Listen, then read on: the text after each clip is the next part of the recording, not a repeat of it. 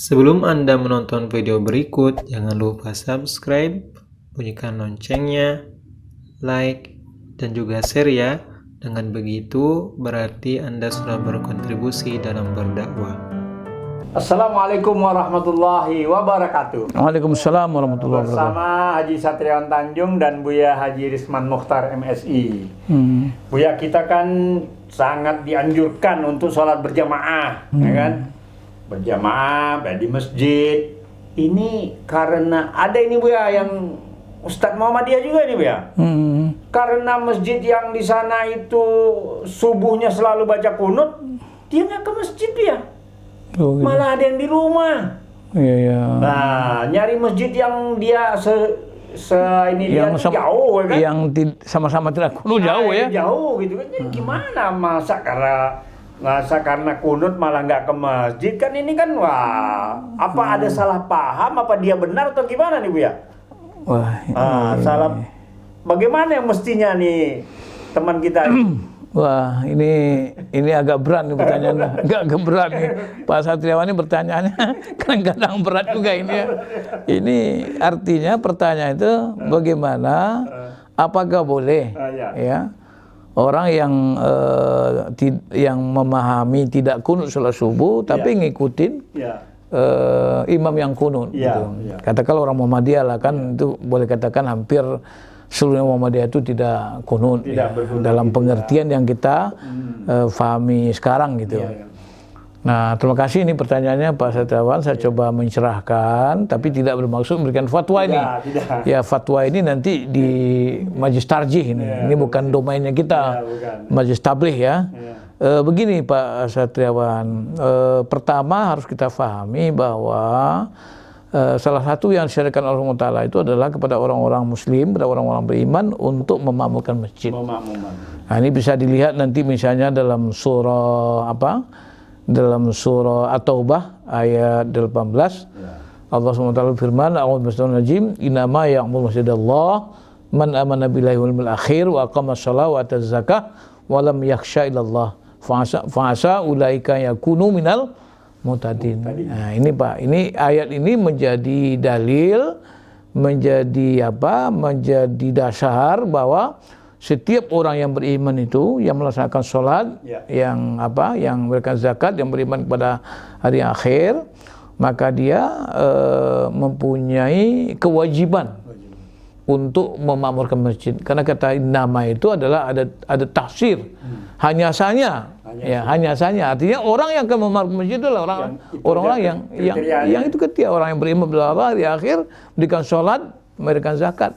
Dan orang yang tidak takut kecuali kepada Allah SWT. Nah, dan kemudian Allah mengatakan, ya orang-orang yang seperti itu yang Allah kemudian mudah-mudahan mereka akan mendapatkan petunjuk dari Allah Subhanahu wa Ta'ala. Ini Pak. Jadi kita harus melihat dulu ya. Kita harus bangun paradigma yang benar dulu sebagai muslim, sebagai mukmin, orang yang beriman. Kita mempunyai kewajiban, ada syariat yang perlu kita lakukan, yang kita hidupkan, yaitu memakmurkan masjid. Nah, kemudian muncul persoalan yang oleh Pak Satriawan tadi dikemukakan bahwa bagaimana kita, ya mungkin ada warga Muhammadiyah atau siapa saja, bukan warga Muhammadiyah saja Pak, ada juga yang tidak warga Muhammadiyah tapi mereka juga tidak mempunyai faham atau ilmu atau pendirian tentang kunut pada waktu subuh yang dilakukan setiap subuh. Nah ini, jadi saya ingin menyampaikan dulu Pak. Pertama, saya ingin mendudukkan dulu bahwa urusan kunut itu termasuk urusan yang khilafiyah. Karena dalil-dalil tentang kunut itu ada. Ya.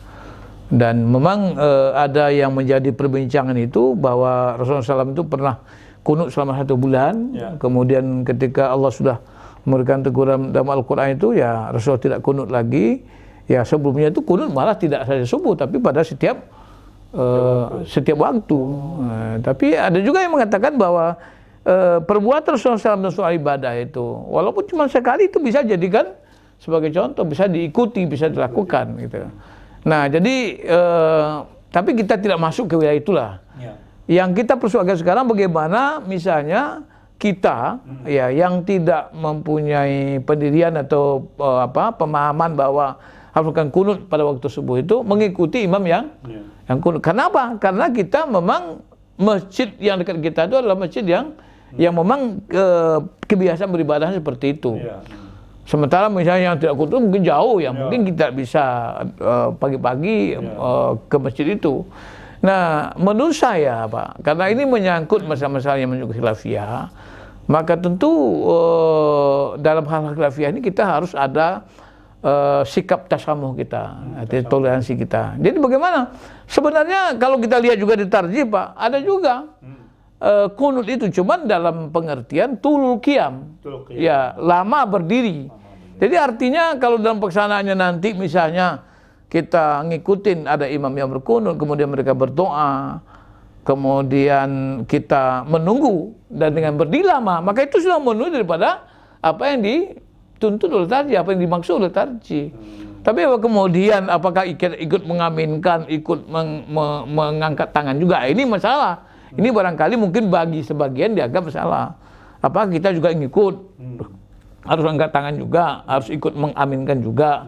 Ketika imam berdoa kunut itu mungkin barangkali menjadi masalah. Tetapi kalau saya berpendapat begini Pak, kita tinggal mengikuti, menunggu ya imam ya berdoa kunut dan lain-lain juga bersama-sama yang ikut ya fahamnya kunut ya, kita tinggal berdiri lama, kemudian ketika imam rukuk kita rukuk, kita sujud, imam sujud kita sujud. Artinya apa? Memang di dalam sholat berjamaah itu memang yang dituntut itu adalah dalam hadis yang kuat itu innama ju'ilul imam liyutamma bih. Idza kabara al fakabiru, idza raka'a farka'u, idza sajada fasjudu, idza qara'a fasitu, idza qala al-imam waladhalin faqulu amin, idza qala al-imam waladhalin faqulu amin, wa idza salam fasalimu. Jadi imam itu yakin untuk diikut. Apabila dia takbir kamu. Apabila dia rukuklah kamu. Dia sujudlah kamu. Apabila dia membaca, maka diamlah kamu. Apabila dia baca waladhalin, maka kamu bacakan amin. Kalau dia mengucapkan salam, bersalam, maka salamlah kamu. Artinya apa? Artinya yang kita ikutan di pertama salam itu pada hal-hal yang apa tadi? Yang merupakan rukun. Yang merupakan rukun itu. Nanti bagaimana kemudian? Nah, karena ini termasuk doa, tidak termasuk sebagai rukun, tapi bagian dari doang, maka tentu tidak ada kewajiban untuk mengikuti. Mengikuti dalam arti misalnya mengangkat tangan juga, amin juga, nggak perlu. Tapi apakah kita dengan tidak mengikuti itu kita batal putus imam? Tidak. Karena kita ngikutin ya imam dalam ketentuan seperti yang dikatakan Rasulullah. Jadi menurut saya inilah tasamuh kita. Artinya apa? Menurut saya tidak ada masalah, maafi muskilat. Ya, orang-orang Muhammadiyah, katakanlah orang-orang yang tidak kunut, ngikutin imam yang kunut, karena memang apa? Karena memang ya dia berdoa, ya sesuai dengan keyakinan, memang itu ada hujahnya juga, ada dalilnya bagi mereka, ya kita hormati, dan kita sebagai imam, kita sebagai makmum, kita mengikuti, kita mendengarkan, dengan tulul qiyam, kita berdiri lama menunggu orang kunut itu, dan itu ada di dalam tarjih kita. Jadi tidak ada masalah. Oleh karena itu, nah, yang masalah itu adalah ketika orang-orang Muhammadiyah tinggalkan masjid, tapi tidak sholat di masjid. Nanti ini menjadi masalah. Nanti orang bilang, ini gimana orang Muhammadiyah, katanya gerakan dakwah, gerakan sunnah, kok sholatnya tidak pernah sholat subuh di masjid. Nah, tapi kadang-kadang juga Pak, bukan saja sholat subuh, yang kunutnya cuma subuh Pak, tapi zuhur juga enggak, asar juga enggak, maghrib juga enggak, isya juga enggak. Jadi tidak sholat, tidak pergi ke masjid, tidak pernah datang ke masjid. Nah, bagaimana Pak kita akan berdakwah?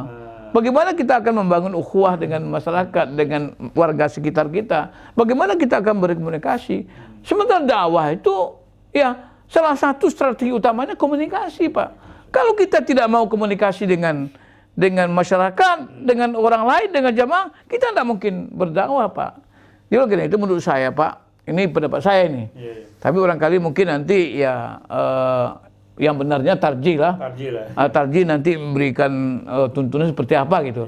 Tapi ini supaya difahami, ini banyak terjadi di berbagai daerah, berbagai tempat. Orang Muhammadiyah, pengurus Muhammadiyah, tinggal di satu tempat dekat masjid, tapi tidak pernah ke masjid dengan alasan bahwa di masjid itu ada kunut. Nah, akibatnya apa? Akibatnya di sana tuh Muhammadiyah terpencil dan dikucilkan. Kenapa? Karena dianggap tidak mau bermasyarakat.